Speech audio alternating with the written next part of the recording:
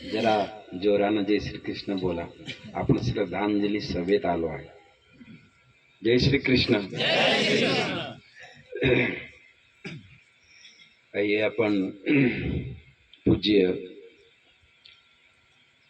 श्याम जी के पिताजी भगवान दास जी ने, हम तो भगवान भाई बोलते थे, जैसे मेरे गुरुदेव, क्योंकि बचपन से आपके पिताजी आश्रम से जुड़े रहे, तो बापूजी भी कहते थे भगवान भाई ये ले आओ, ये आ जाओ, इधर आ जाओ. तो हम भी तो उन्हीं के साथ छोटे थे तब से, तो हम भी पूज्य पिताश्री को हम यही बोलते थे भगवान भाई बाजार जा रहे हो तो ये ले आओ. तो अपन सब यहाँ पर श्रद्धांजलि देने के लिए उपस्थित हुए हैं. तो हम सब मेरे साथ थोड़ा सा 11 बार ओम का गुंजन कर लेंगे, क्योंकि हमारा सबका कर्तव्य है. हम सब इसीलिए आए भी हैं कि श्रद्धांजलि सभा में उपस्थित रहने के लिए, ताकि हमारा भी कर्तव्य हो कि उस आत्मा को हम हमारी ओर से क्या दें. दूसरा तो कुछ नहीं दे सकते, क्योंकि जो भी दिया जाता है वो यहीं रहता है, लेकिन भगवान का नाम जो दिया जाता है वही उस आत्मा की सदगति के लिए प्रेरित बनता है. इसके लिए आइए हम सब लोग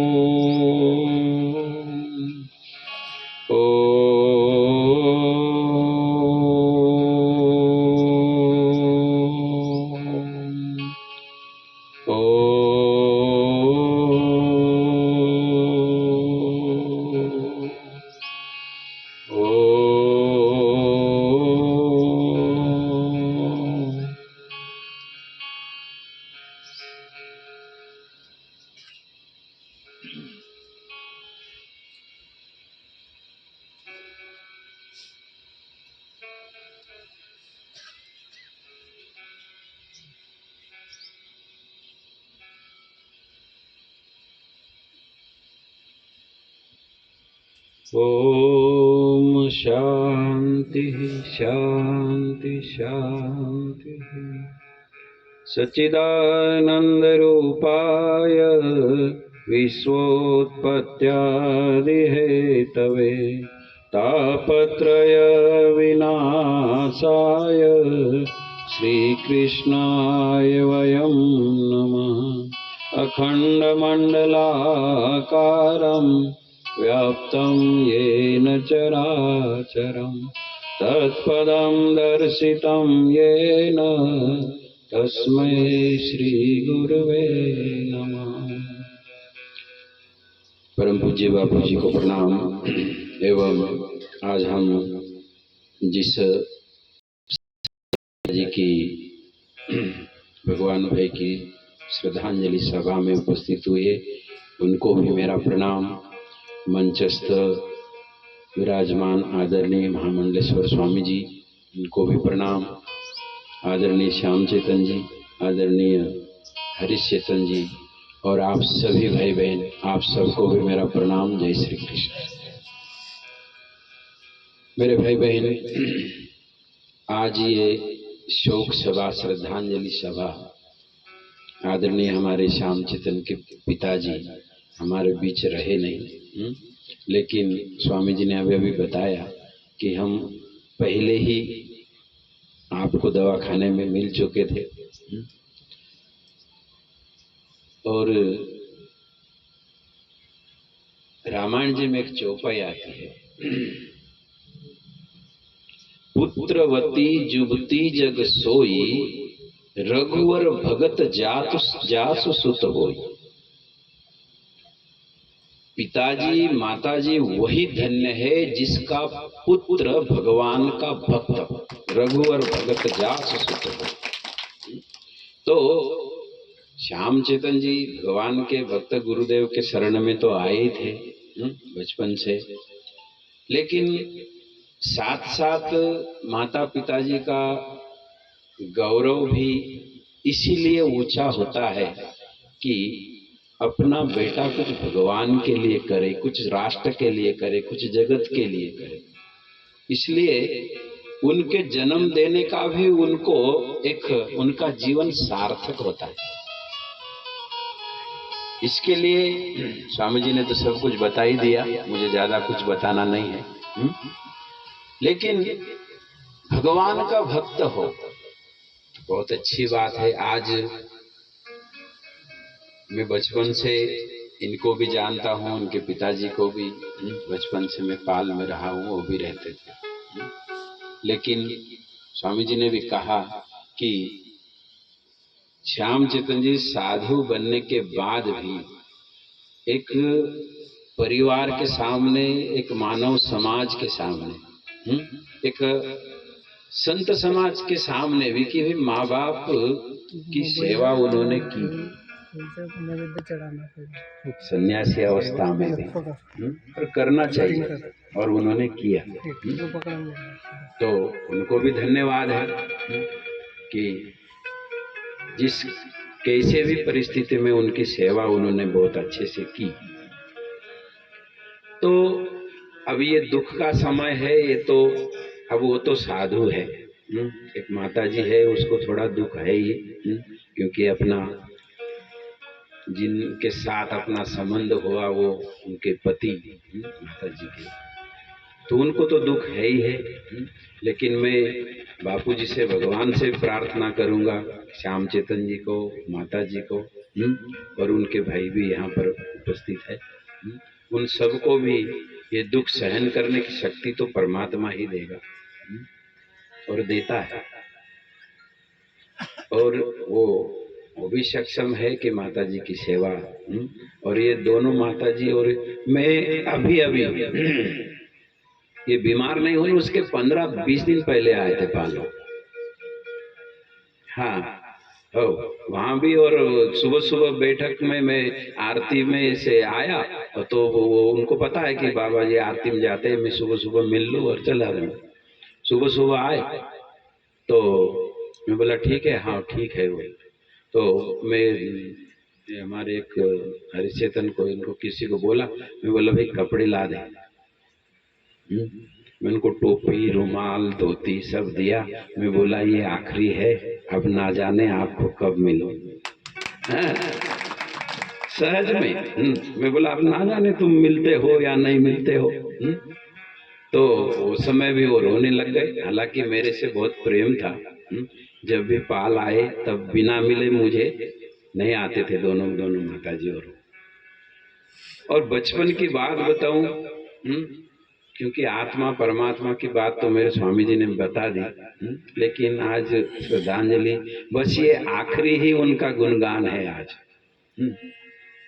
हम छोटे छोटे थे जब हम साधु बने, तो हमारे आश्रम की परिस्थिति तो अब हम जाने और हमारे गुरुदेव जाने और भगवान जाने। तो उस समय जो है भगवान भाई मिर्ची का धंधा करते, मिर्ची बेचते थे, सूखी मिर्ची। तो हम बाजार करने के लिए जाते थे, बापू जी के लिए, फलार के लिए आलू लेने के लिए जाए, 10 रुपए लेके जाए, 3 किलो आलू ले आए, 3 रुपए किलो से। अब दूसरे पैसे नहीं रहे तो फिर मिर्ची वाले, तो फिर वो भगवान भाई जो है एक मुट्ठी में इतनी मिर्ची भरे और हमारे थैले में डाल दे। तो वो मिर्ची जो है हम 8 दिन तक खाते, अब आप बताओ इतनी मिर्ची कितने दिन पूरे की? मिर्ची तो ऐसे साधु लोग ज्यादा खाते नहीं। तो वो यानी भले ही वो आर्थिक से गरीब थे लेकिन मन से गरीब नहीं थे। उस समय की बात बोल रहा हूं, यानी आज से कम उसको 30 साल पहले की बात है, क्योंकि मुझे साधु बनने को ही 40 साल के आसपास हो गए। तो उस समय भी आर्थिक व्यवस्था न होने के बाद भी उनकी वो एक मुट्ठी मिर्ची भी उस समय आज के भाव से 1 लाख रुपए की थी। ये साधु से जुड़ने का ये एक वो आदमी के भीतर एक वो श्रद्धा रहती। ले कैसे हो? आज भी वो माता जी जब भी आती है बड़े भाव से मुझे सब कुछ मिलती है। यदि कभी कभार फोन पर बात करा तो मेरे से बात करते पूछती है क्या बाबा ठीक हो, तबीयत तो ठीक है? तो कहने का मेरा भाव ये है कि उस व्यक्ति ने उस समय से भी संतों से जुड़े रहे। तो श्यामचेतन साधु बने तो उसमें भी उन्होंने विरोध नहीं किया। हाँ, ये अभी अभी हमारे स्वामी जी ने कहा ना कि माँ बाप का आशीर्वाद हो तो ही साधु अच्छे से बिल्कुल बनता है, क्योंकि प्रथम गुरु तो वही है। हाँ, मुझे भी साधु बनाने में मेरे बाप का ही ज्यादा हाथ था। हाँ, तो कहने का मेरा भाव ये है कि उस व्यक्ति ने और फिर वहां से यहाँ पर इस साधु बनने के बाद उनकी सेवा इन्होंने अच्छी तरह से की अंतिम समय तक। और उस दिन भी मैं दवाखाने में गया था तो पहचान रहे थे, ऐसी कोई बात नहीं, पहचान भी लिया, मैंने हाथ भी जोड़ा, फिर रोने भी लग गए। मैं बोला रो मत, भगवान का नाम लो, अब रोने की बात नहीं है। तो मेरे भाई बहन, आज उनकी ये हमारे शास्त्र के अनुसार हमारे पंच तत्व शरीर का निधन हो गया। उसको 13 दिन हो गए। अब ये आत्मा जो है अब अपने गति की ओर जाएगी, परमात्मा की ओर। हमारे शास्त्र के अनुसार जो है आदमी देह छोड़ने के बाद ये 13 दिन तक ये आत्मा इर्द गिर्द रहती है, और जब ये 13वीं हो जाती है तब उसको यहाँ से छुट्टी मिल जाती है। फिर वो अपने अपने कर्म के अनुसार परमात्मा तक वो पहुँचती है। और इसी आत्मा को आज यहाँ से हम विदा देने के लिए यहाँ हम सब उपस्थित हुए, क्योंकि आत्मा अमर है मेरे भाई बहन, उसका कोई मृत्यु नहीं है। स्वामी जी ने अच्छे से समझाया। एक वाणी में एक शब्द आता है, हम परदेसी पंछी रे भाई, साधु भाई हम इणी देश राना है। हम परदेसी पंछी रे भाई, इणी देश राना है। आप और हम जो है इस देश के निवासी नहीं है, ये तो हमारे कर्मों की जोड़ ने हमको ये बचाया और ये कर्म करना पड़ रहा है, संसार में हम आए, लेकिन वास्तविक हमारा यहाँ का कोई संबंध नहीं। कर्म के अनुसार शरीर मिला, ये सब करना पड़ रहा है, कर रहा है जीव, लेकिन वास्तविक हमारा निवास जो है इस देश भी नहीं।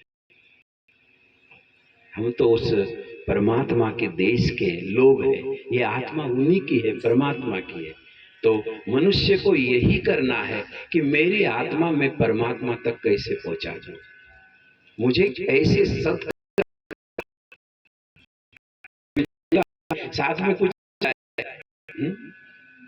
सब कुछ यहीं पर रहेगा, केवल मनुष्य के अपने सत्कर्म और अपनी भक्ति ही उसके साथ जाएगी। क्योंकि गीता जी में भगवान ने स्पष्ट कहा है, हे अर्जुन मेरी भक्ति का नाश नहीं होता है।